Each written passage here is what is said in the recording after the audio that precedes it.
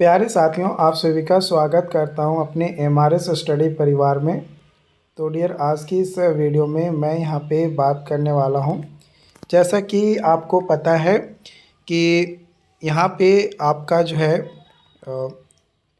बिहार में एक वैकेंसीज़ का अनाउंसमेंट को लेकर 2025 में नियमावली जो है बनाया गया। बिहार राजस्व कर्मचारी संवर्ग एवं बिहार अमीन संवर्ग में तो अमीन पद के लिए एक एकीकृत जो है नियमावली बनाया गया और शैक्षणिक योग्यता निर्धारित किया गया।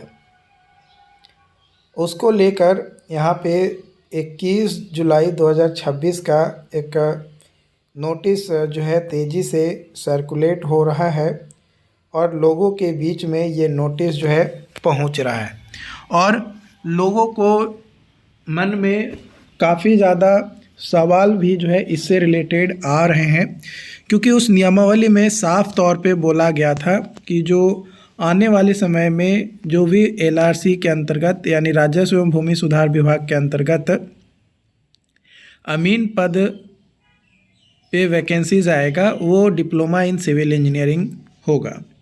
लेकिन इस विभागीय परामर्श के संबंध में जो ये नोटिस वायरल हो रहे हैं, इसके हिसाब से बताया ये जा रहा है कि जो बिहार राजस्व कर्मचारी सह अमीन संवर्ग नियमावली 2026 बनाए जाने के प्रस्ताव के साथ संचिका पूर्व में वित्त विभाग को प्राप्त हुई थी।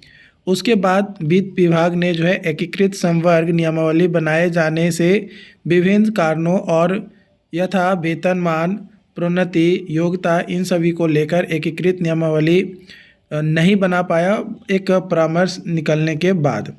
तो यहाँ पे ये बताया जा रहा है कि उक्त शैक्षणिक योग्यता को वर्ष 2025 की नियमावली द्वारा संशोधित करते हुए दोनों पदों के लिए क्रमशः स्नातक और सिविल इंजीनियरिंग में डिप्लोमा निर्धारित किया गया है।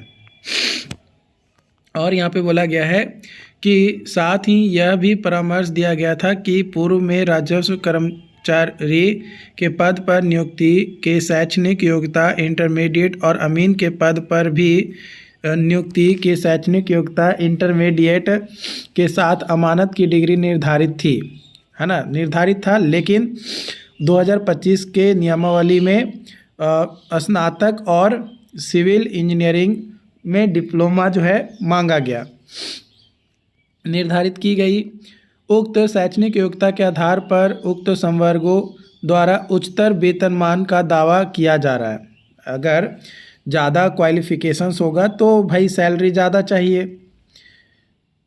है ना। योग्यता को इंगित करते हुए विभिन्न विभागों द्वारा भी जो है एक शैक्षणिक चीज़ों को ध्यान में रखते हुए समीक्षा किया गया कि पदों के शैक्षणिक योग्यता में संशोधन और तदनुसार वेतन में संशोधन का प्रस्ताव वित्त विभाग को प्राप्त हो रहा है। मतलब अगर कोई डिप्लोमा इन सिविल इंजीनियरिंग करके अमीन बन रहा है तो उसकी सैलरी एक अच्छी खासी होनी चाहिए, है ना। इक्विवेलेंट तो जूनियर इंजीनियर का जो सैलरी है उसके आसपास तो होना ही चाहिए। लेवल 5, लेवल 6 या लेवल 7 का सैलरी होना चाहिए। जब लेबोरेटरी असिस्टेंट का सैलरी लेवल 6 का हो सकता है तो फिर लेवल 5 का हो सकता है, तो फिर यहाँ पे अमीन का क्यों नहीं। तो उसको लेकर वित्त विभाग को जो है प्रस्ताव प्राप्त हुआ, जिससे राज्य सरकार द्वारा समीक्षकीय पदों के लिए स्वीकृत वेतनमान से विसंगति उत्पन्न हो रही है।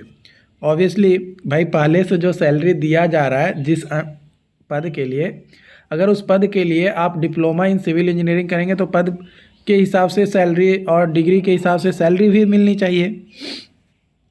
तो इस चीज़ों को ध्यान में रखते हुए दृष्टिपथ में रखते हुए अमीन एवं राजस्व कर्मचारी के कार्य एवं दायित्व के आधार पर वर्तमान नियमावली के पूर्व से निर्धारित शैक्षणिक योग्यता यानी इंटरमीडिएट के अनुरूप नियमावली में संशोधन करते हुए अलग अलग नियमावली रखे जाने का परामर्श प्रशासी विभाग को दिया गया।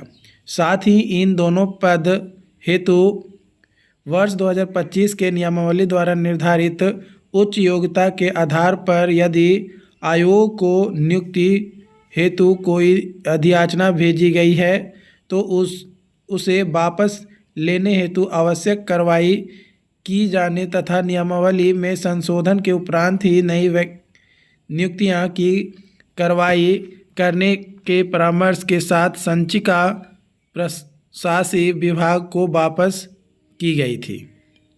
मतलब यहाँ पे ये बताया जा रहा है कि जो BTAC को है ना, BTAC को नोटिस दिया गया, अध्याचना भेजा गया 2026 के जनवरी में कि आप जो है 765 पदों पे अमीन का वैकेंसीज़ निकालिए, उसको वापस ले लिया गया है।